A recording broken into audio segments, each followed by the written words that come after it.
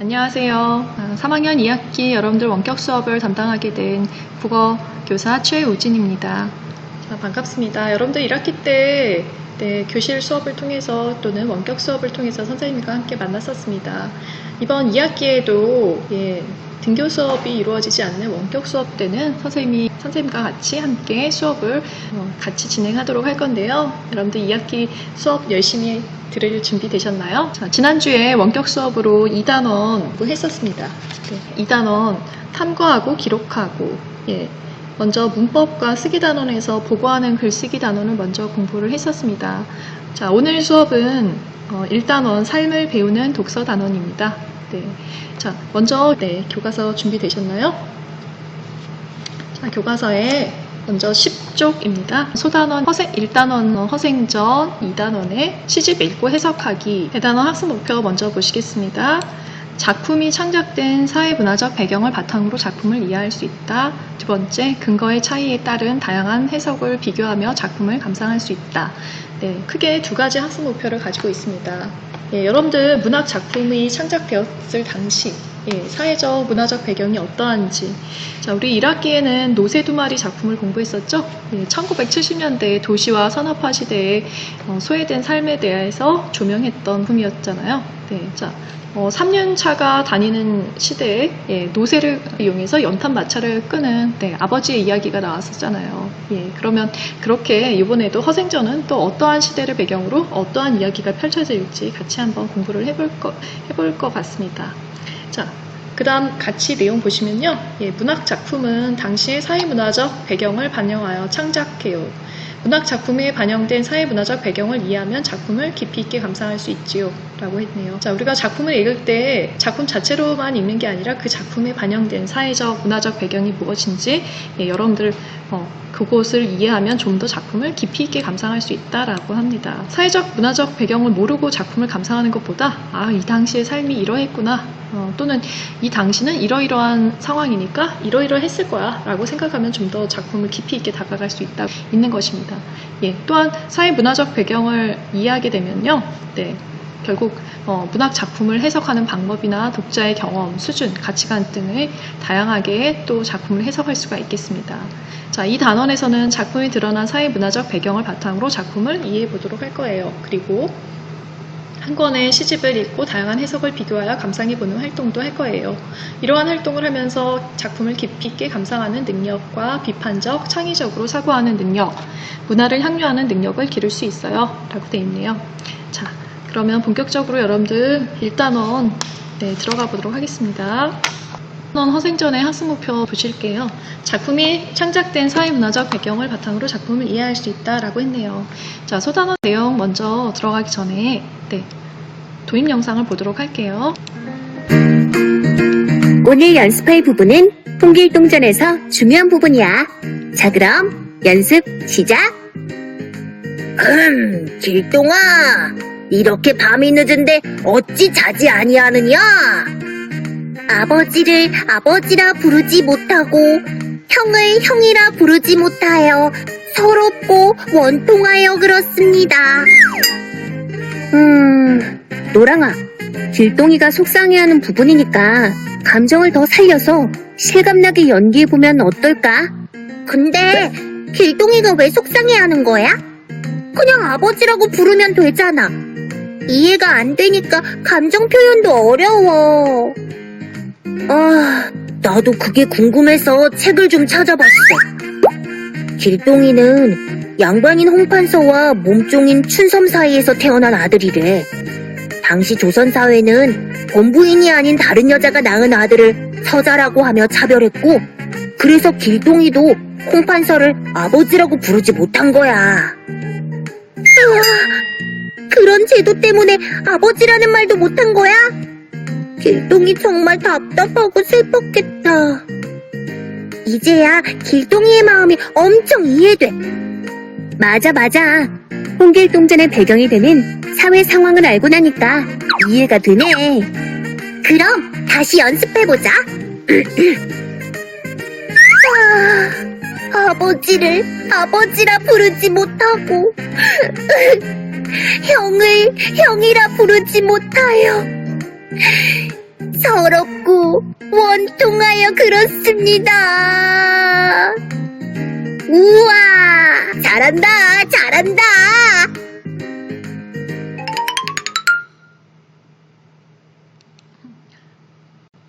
네, 여러분들 소단원 영상 함께 보셨나요? 네, 학생들이 홍길동전을 연습하는 대본을 읽고 있었는데요. 자, 등장인물들의 말이나 행동, 인물들 간의 관계를 제대로 파악하지 못하면 작품에 몰입할 수가 없죠. 홍길동전에서 각각의 인물들이 어떤 관계를 맺고 있고 또 다양한 사건들이 어떻게 펼쳐지는지 또 인물들의 말과 행동들이 어떠한 작품의 사회적, 문화적 배경 속에서 이루어지는지를 알고 작품을 감상한다면 전체적인 작품에 대해서 좀 더 잘 이해를 할 수가 있을 것입니다. 그리고 작가의 창작 의도까지 더 나아가서 파악할 수 있다고 생각이 되어집니다. 생각과 발견 한번 영상 보시면서 당시의 사회 모습이 무엇인지 한번 파악해 보도록 하겠습니다. 13쪽입니다. 다음에 나온 하늘이와 바다의 상황을 보고 사진에 드러난 당시의 사회 모습을 파악해보자. 같이 한번 영상 보시겠습니다. 하늘이와 바다가 우리나라 사람들의 옛 모습을 담은 인터넷 사진전을 보고 있다. 그러다가 다음 사진을 보게 되는데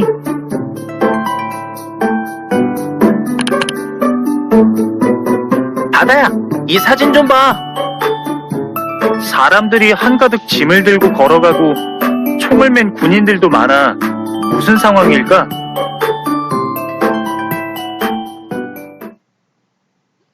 당시의 사진은 무엇을 드러내는 사진일까요? 네. 옆에 한 줄은 군인들이 총을 메고, 군장을 메고 걸어가고 있고요. 오른편에 또 아낙네들은 짐을 머리에 이고 손에 들고, 이동을 하고 있습니다. 네, 마치 전쟁터 같죠? 6.25 전쟁 때 피란을 가고 있다라고 볼 수 있겠네요. 네. 군인들은 전쟁을 인해서 했고, 그다음 남겨진 아낙네들 그리고 할머니, 할아버지들을 비롯해서 어린 자녀들을 데리고 피란을 가고 있는 모습들입니다. 자, 1번을 배경으로 하는 소설 또는 영화 등을 떠올려보자. 한국전쟁, 6.25 전쟁을 배경으로 한 영화들이 굉장히 많은데요. 최근은 아니지만 몇 년 전 개봉되었던 국제시장, 오빠 생각, 기억 속에 들꽃 소설, 순환이대도 자, 몽실 언니 등등 모든 작품들이 굉장히 많습니다. 태극기 흩날리며도 있고요. 6.25 전쟁으로 인해서 남북 이산가족의 아픔을 다루기도 하고요. 그 다음에 전쟁 고아를 다루기도 하고요. 기억 속에 들꽃 같은 경우에는 전쟁 속에서 부모를 둘 다 잃게 되고 그 아이가 금가락지를 가지고 벌어지는 그러한 이야기. 그 이야기 속에서 휴머니즘이라든지 전쟁의 어떤 아픔이라든지를 함께 같이 들여다볼 수 있는 소설입니다.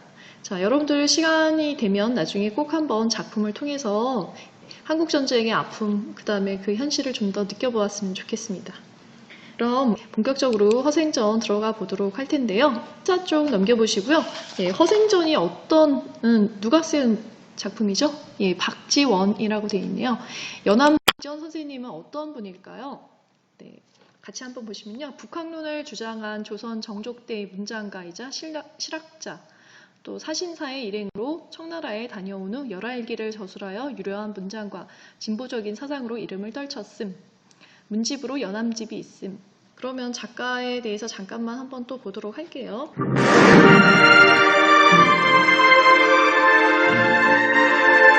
시대의 모순을 꿰뚫은 실학자 박지원. 조선 후기의 실학자이자 소설가인 박지원은 명문가의 자손으로 태어났으나 그의 집안은 무척이나 가난하였다. 그는 생원 진사시에서 장원을 할 정도로 실력이 뛰어난 인재였지만 여유롭지 않은 집안 사정, 당시 힘있는 세력들과의 불화 등의 이유 때문에 과거를 포기하고 연암골에 자리 잡게 된다. 연암골에서 독서에 전념하며 운동 생활을 하던 박지원은 실학자인 홍대용과 교류하며 북학에 관심을 가지게 되었다. 그러던 어느 날 박지원에게 조선 사절단 일행으로 청나라를 여행할 기회가 생겼다. 여행을 하면서 청나라의 기술과 문화, 학문적 위상에 크게 놀란 박지원은 청나라의 좋은 점을 본받고 배울 필요가 있다고 생각하게 되었다. 여행에서 돌아온 박지원은 여행의 기록을 담은 기행문 열하일기를 집필하였다. 그는 열하일기에서 청나라의 경제적, 문화적 발전상을 소개하며 청나라의 번창한 문물을 받아들여 낙후된 조선의 현실을 개혁해야 한다고 주장하였다. 또한 자신의 실학 정신인 이용후생에 대한 생각을 이 책에서 구체적으로 서술하였다. 열하일기에는 그의 실학 사상을 잘 보여주는 한문 소설 허생전도 실려있다. 가난한 양반 허생은 변부자에게 빌린 돈 만냥으로 물건을 사재기하여 조선 경제를 좌지우지하고 떼도둑 1000명을 빈 섬으로 데려가 새로운 사회를 건설하기도 한다. 허생의 비범한 재주를 전해들은 이완 대장은 그에게 나라의 근심거리를 해결할 방법을 묻는다. 그러나 명분을 중시하는 이완 대장은 시를 추구하는 허생의 제안을 받아들이지 못한다. 박지원은 이 소설에서 허생이라는 지식인과 허생의 아내 이완 대장 간의 갈등을 바탕으로 하여 조선의 취약한 경제체제와 양반 사대부의 무능함을 풍자 비판한다. 조선 후기의 문신이자 실학자인 박지원. 그는 현실에 안주하지 않고 중국의 선진 문물을 배워 조선의 현실을 개혁할 것을 주장한 북학 사상의 선두주자였다. 허위의식에 빠진 조선 후기 사회의 모습을 통쾌하게 풍자하면서도 그 시대의 삶을 생생하게 묘사한 그의 작품은 현재까지도 많은 사랑을 받고 있다.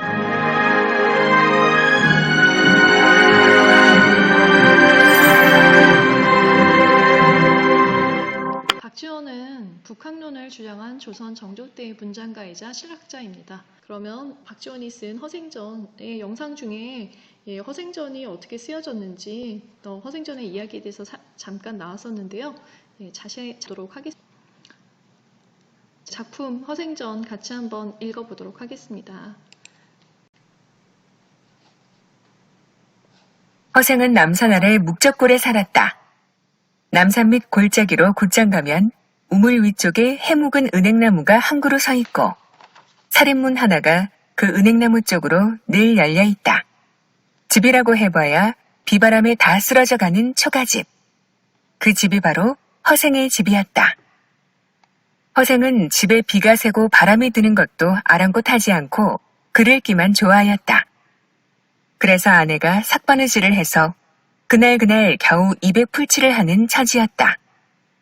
어느 날 허생의 아내가 배고픈 것을 참다 못해 훌쩍훌쩍 울며 푸념을 하였다. 당신은 평생 과거도 보러 가지 않으면서 대체 그런 일고 뭘 하시렵니까? 그러나 허생은 아무렇지도 않게 껄껄 웃으며 말하였다. 내가 아직 그리 서툴러 그렇소. 그럼 공장이 노릇도 못한단 말입니까? 배우지 않은 공장이 노릇을 어떻게 한단 말이오? 그러면 장사치 노릇이라도 하시지요. 가진 미천이 없는데 장사치 노릇을 어떻게 한단 말이오? 그러자 아내가 왈칵 역정을 내었다. 당신은 밤낮 글만 읽더니 겨우 어떻게 한단 말이오 소리만 배웠나 보구려? 공장이 노릇도 못한다, 장사치 노릇도 못한다. 그럼 하다못해 도둑질이라도 해야 할 것 아니오? 허생이 이 말을 듣고 책장을 덮어치우고 벌떡 일어났다. 아깝구나. 내가 애초에 글을 읽기 시작할 때 꼭 10년을 채우려 했는데 이제 겨우 7년밖에 안 되었으니 어쩔 거나. 자, 여러분들 발단 부분 내용 선생님하고 같이 살펴보았는데요. 발단 처음부터 15쪽 13회까지입니다. 어떤 내용으로 되어 있었죠? 자, 가난한 선비 허생이 아내의 질책에 독서를 중단하고 집을 나감이라고 정리해 보도록 할게요. 자, 허산이 남산 아래 묵적골에 살았고, 집은 다 쓰러져가는 초가집. 비가 새고 바람이 들고, 근데 그런 곳에도 아랑곳하지 않고 허생은 그릴 게에만 전념했다고 했죠. 그래서 아내가 뭐라고 합니까? 참다 배고픈 것을 참다 못해 하소연을 하게 되죠. 그랬더니 허생은 뭐라고 합니까? 15쪽 두 번째 줄에 있는데요. 내가 아직 그리 서툴러 그렇소. 허생은 10년을 그릴기에 몰두하기로 정했는데 아직 7년밖에 안 되었으니 어쩔 거다라고 했습니다. 자기가 목표한 수양을 위해서 한 10년의 목표를 세워놓고 있었는데 그게 다 미처 되지 못했기 때문에 허생은 계속 그릴기에만 전념을 하고 싶었습니다. 그런데 아내 입장에서 봤을 때 남편은 어떻습니까? 아무런 경제활동을 하지 않고 돈을 벌어오지 않고 굉장히 무능한 남편이죠. 그래서 역정을 내고 화를 내고 공장이 노릇을 해라. 장사치 노릇을 해라. 근데 그런 것들도 못한다. 이것도 못한다. 저것도 못한다. 어떻게 한다는 말이뇨? 하고 그러한 허생의 말 속에서 결국 이제 허생의 무능함 같은 걸 엿볼 수가 있었습니다. 자, 그럼 이제 허생과 아내의 갈등이 이어지는데요. 허생과 허생 아내의 갈등에 대해서 정리를 해보도록 할게요. 책 여백에 여러분들을 메모하시면 좋겠습니다. 허생은 어떤 인물입니까? 한 집안의 가장입니다. 가장임에도 불구하고 경제적으로 무능하고 어떤 생계에 관심이 없고 그릴 기에만 관심이 있는 인물이죠. 아내 입장에서는 어떨까요? 이렇게 무능한 가장을 대신해서 생계를 혼자 삭바느질을 한다든지 품팔이를 가서 돈을 벌어서 오거나 또는 뭐 음식을 얻어온다든지 그러면 생계를 유지하기 위해서 굉장히 고생을 많이 했을 겁니다. 그리고 참다 못해 남편에게 이제 돈을 벌어오라 라고 이제 하소연을 하게 되는 거죠. 자신이 좋아하는 곳에만 몰두한다. 그것도 좋지만 결국 아내 입장에서 봤을 때는 굉장히 힘듭니다. 비실용적이고 관념적인 성격을 지니고 있고요. 자, 여성은 어떻습니까? 아내는 실용적이고 실리즈를 추구하는 성격을 지니고 있다고 정리할 수 있겠네요. 자, 정리되셨나요? 잠깐만 정리할 시간 드리도록 하겠습니다. 그러면 그 다음 일기중 활동에 15쪽 아래 부분에 문제가 하나 있었는데요. 같이 볼까요? 허생의 아내가 허생에게 역정을 낸 까닭은 무엇일까? 왜 화를 냈을까요? 자, 답 적으실 수 있나요? 허생이 생계는 책임지지 않고 그릴 기에만 몰두해 있기 때문이다. 그러다 보니까 집안이 맨날 가난하고 형편이 어렵고 너무 힘들었겠죠. 그죠? 가난한 상황에서 벗어나지 못했기 때문에 또 경제활동을 권유하는 허생의 아내와 달리 허생은 책 읽기만 좋아했기 때문에 결국 장사치 노릇도 못한다. 또 공장이 노릇도 못한다. 자, 그래서 결국 이제 아내가 왈칵 역정을 낸 이유가 뭡니까? 당신은 밤낮 글만 읽더니 겨우 어떻게 한단 말이오 소리만 배웠나 보구려. 결국 경제적 어려움은 해결하지도 못하는 당시의 사대부들의 무능함을 비판하는 것이라고 볼 수 있겠네요. 당시 사대부들의 무능함을 비판하는 내용이다 라고 볼 수 있겠습니다. 경제적으로 무능한 허생의 모습, 이것은 사대부들의 무능함을 비판하는 것이다. 이렇게 정리해 볼 수 있겠습니다. 자, 당시 아무런 경제적으로 책임지지 못하는 허생의 모습은 결국 사대부들의 무능한 모습을 비판한다라고 볼 수 있겠네요. 발단 부분의 내용 정리가 되셨죠? 16쪽 전개 부분 살펴보도록 하겠습니다. 허생은 그 길로 문 밖으로 나섰다. 그러나 서울 장안에 아는 사람이라고는 한 사람도 없었다. 허생은 곧장 종로 내거리로 가서 아무나 길 가는 사람을 붙들고 물었다. 여보시오. 서울 장안에서 누가 제일 부자요? 때마침 그 사람이 변시성을 가진 부자를 일러주었다. 허생은 그 길로 변부자를 찾아가 예를 갖춘 뒤에 한마디로 잘라 말하였다. 내가 집이 가난해서 뭘 좀 해보고 싶은데 미천이 없구려. 돈 10,000냥만 빌려주시오. 그러시오. 변부자는 대뜸 그 자리에서 10,000냥을 내주었다. 허생은 돈을 받더니 고맙다는 인사 한마디 없이 가지고 나왔다. 그때 변부자 집에는 자식과 손님들이 많이 모여 있었다. 허생을 보니 그 몰골이 영락없는 거지였다. 선비랍시고 허리에 띠를 두르기는 하였지만 술이 다 빠졌고 가죽신은 신었지만 굽이 다 달아 빠졌다. 낡아 빠진 밭에다 때국물이 줄줄 흐르는 두루마기를 걸치고 허연 콧물까지 훌쩍거리는 품이 거지 중에도 상거지였다. 허생이 힝헉해 나가고 나자 모두들 어리둥절해서 물었다. 저 사람을 아시나요? 모르지.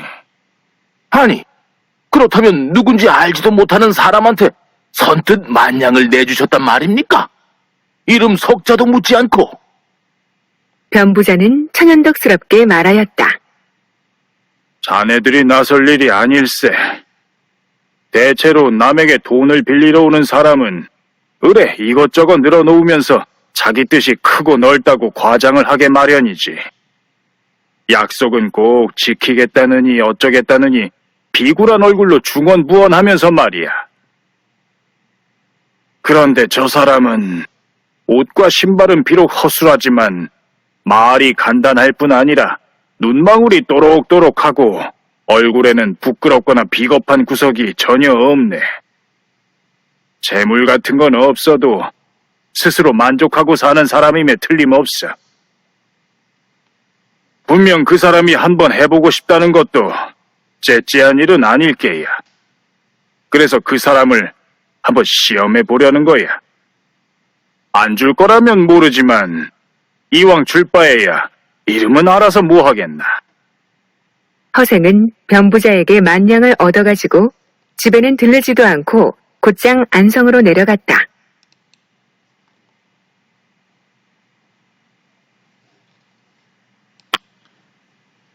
자, 전개 부분, 자, 여기까지만 살펴보고요. 먼저 일계중 활동 16쪽 같이 풀어볼게요. 자, 허생이 아내에게 여러 가지 질책을 듣고 나서 그 길로 이제 책을 읽던 걸 덮어두고 집을 나섰습니다. 예, 집을 나서서 가장 먼저 간 곳이 어디죠? 집안에서 책만 읽다 보니까 아는 사람은 전혀 없고 그래서 종로 네거리로 가서 아무에게나 물었습니다. 누가 가장 부자냐? 그랬더니 변시성을 가진 부자를 누가 알려주었고 그래서 바로 곧장 찾아갔습니다. 예, 변씨에게 얼마를 빌렸죠? 내가 뭘 좀 해보고 싶은데 미천이 없구려. 돈 만냥만 빌려주시오. 예, 만냥을 빌려달라고 했습니다. 그런데 변씨는 어떻게 했습니까? 단번에 그러시오. 예, 뭔가 이상하죠? 예. 자, 변부자가 허생에게 선뜻 돈을 빌려준 까닭이 무엇이겠습니까? 네, 그 집안 사람들이 모여가지고 아니 저 사람을 아시나요? 모르지? 그랬더니 그럼 누군지도 모르는 사람한테 선뜻 만냥을 내어주셨느냐? 이름 석자도 묻지 않고 그랬더니 뭐라고 답합니까? 변부자. 예, 변부자의 그 대사 속에 답이 있죠? 예, 행색은 초라했지만 말이 간단하면서 또 눈망울이 또렷하고 얼굴에는 부끄럽거나 비겁한 구석이 전혀 없었고 예, 재물에 욕심이 없고 뭔가 떳떳한 아주 큰 뜻을 지닌 비범한 인물이라고 생각했기 때문이다.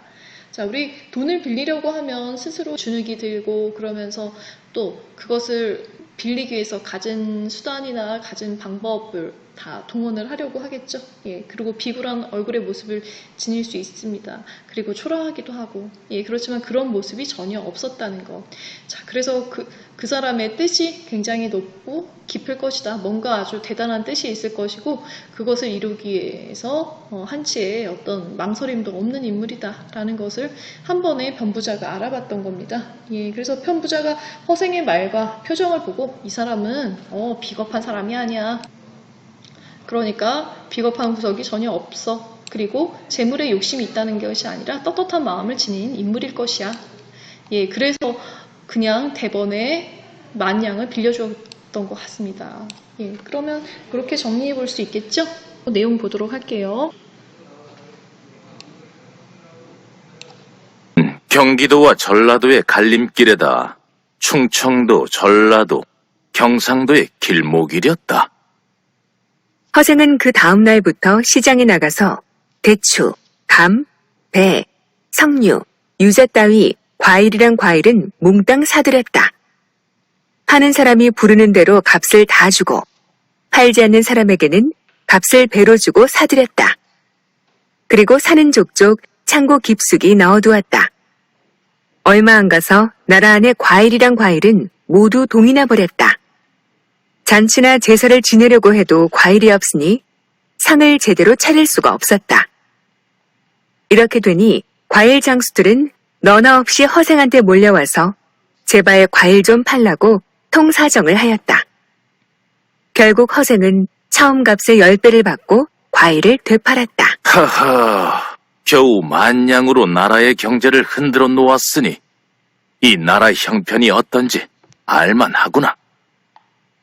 허생은 이렇게 탄식하고는 또 칼, 호미, 실이며 배, 솜 따위를 모조리 사들여 제주도로 건너갔다. 그리고 그것을 팔아 말총이란 말총은 모두 거두어들였다. 말총은 닷과 망건을 만드는 재료였다.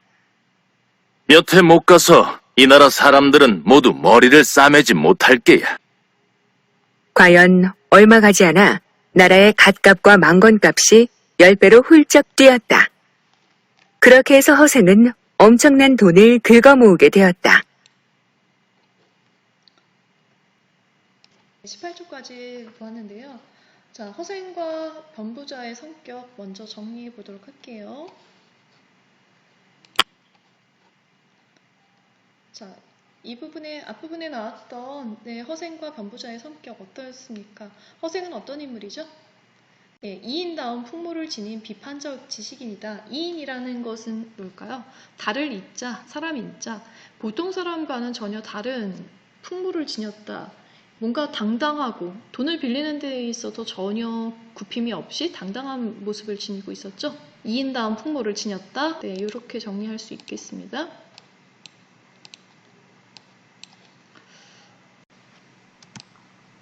이인의 풍모 두 번째.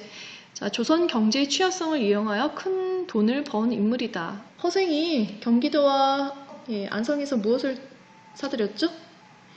대추, 감, 배, 석류, 유자 따위, 그 다음에 과일이란 과일은 몽땅 사들였다 그랬습니다.